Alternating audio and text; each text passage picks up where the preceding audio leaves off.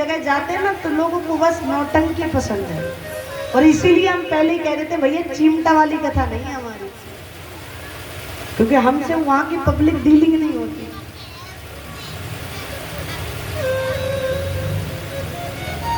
तो भगवान कहते हैं हमको ये ज्ञान होना चाहिए कि हम धर्म करते करते करते करते कई बार अधर्म कर बैठते और हमको पता नहीं लगता। हम क्या कहते हैं हमने तो धर्म कराया है, धर्म का कार्य किया, पर हमको ये पता नहीं कि उसके पीछे हमसे अधर्म भी बन गया।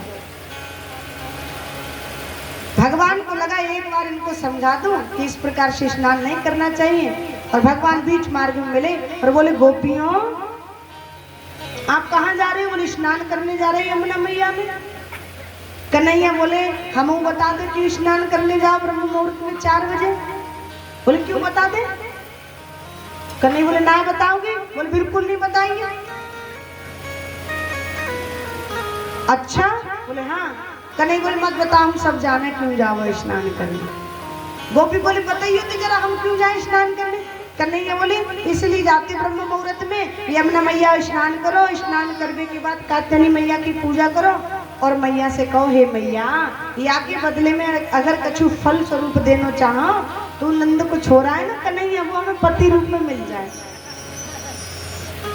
गोपी बोले ना चलो पल्लव को मोह धो आवे ना इनको मांगेंगे पति रूप में। कन्हैया बोले मानो ना मानो लेकिन मांगती तो कुछ ऐसा ही हो। भगवान बोले हे गोपियों मैं बड़ा प्रसन्न हूँ आपके इस नियम से, लेकिन आप स्नान करती हो पर आपके स्नान करने का तरीका थोड़ा सा गलत है। गोपियां बोली क्या गलत है? जैसे आए बड़े पंडित जी समझाए हुए बारे। बोले आप निर्वस्त्र होकर यमुना मैया में स्नान करती हो और माताओं को बताया किसी भी सरोवर में किसी भी जलाशय में नग्न होकर स्नान नहीं करना चाहिए, बिल्कुल निर्वस्त्र होकर स्नान नहीं करना चाहिए।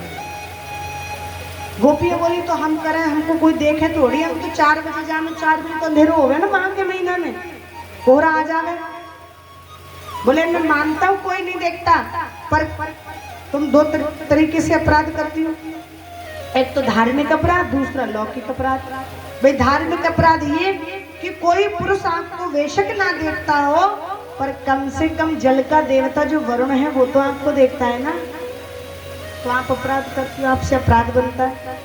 और बोले लौकिक अपराध ये कि कई बार क्या होता है कि आप ऐसे अपने वस्त्र रख देती हो और यमुना मैया में प्रवेश कर जाती हो और किसी दिन कोई मन चला व्यक्ति आए वस्त्र ले जाए तो कहा करोगी फिर बताओ। गोपियां बोले हम तो ऐसे ही करेंगे, जा जो कर मिले सो कर लियो। कन्हैया बोले ना मानोगे? बिल्कुल नहीं मानेंगे। ध्यान से सुनेंगे इस लीला को। लोग ना जाने क्या क्या भगवान को कहते हैं कि भगवान ने ऐसा किया, ऐसा नहीं, प्रभु ने पहले तो समझाया था ना पहले। जब नहीं मानी तब भगवान ने कहा कुछ ना कुछ तो करना, क्योंकि इनसे अपराध बन रहा है और इनको ये पता। भगवान ने मना किया लेकिन गोपियां नहीं मानी। एक दिन भगवान ने क्या किया, गोपियां ब्रह्म मुहूर्त में जाती, छुपके भगवान भी चले गए और यमुना मैया में जैसे रोज की तरह वस्त्र पार पे रख दी और यमुना में प्रवेश कर गई। भगवान आए पीछे से वस्त्रों को उठाकर कदम पर चढ़ गए। गोपियां ने स्नान करते करते करते करते एक बोली इतना समय है गयो कि मैया की पूजा ना करनी, जल्दी चलो। अब जैसे निकलने का प्रयास किया तो एक ने ऐसे देखी तो पार पे वस्त्र ही नहीं, जहाँ रखे ना वहां वस्त्र ही। एक बोली बहन हमारी तो वस्त्र ही नहीं है, को ले गया? दूसरा को ले जाए, वो यही रखे होंगे, देख तो सही। थोड़ी लंबी थी, उसने ऐसी दृष्टि डाल कर देखा वस्त्र हो तो दिखाई दे। अब तो गोपियों के नीचे की सांस नीचे ऊपर के ऊपर, निर्वस्त्र है तो जा भी नहीं सकते, दिन भी निकलने वाला है, क्या करें। एक गोपी की दृष्टि पड़ी तो श्रीमान जी के चरण ऐसे लटक रहा था कदम वृक्ष पे। अच्छा तो यहाँ को मतलब ये है कि ये नंद के छोरा के काम है। देखो गोपी देखो वो बैठे है हमारे सवन के वस्त्र लेके। लाला और कन्हैया, पहले तो ना बोले एक कन्हैया आवाज ना आवे तो क्या बात है? बोले बात कुछ ऐसी है ना, मैं वस्त्र क्यों चुराए?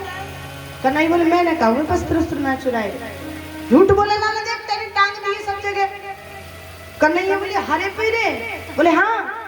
बोले जे तो बस बनाए गाँव के। बोले फिर काहे? बोले जी हमारे कदम के फूल आ रहे हैं, देख लाला हमारे वस्त्रन को दे जाओ। कन्हैया बोले हमने कब मने करी, आओ और ले जाओ। अब तो गोपियां बड़े धर्म संकट में, आओ और ले जाओ।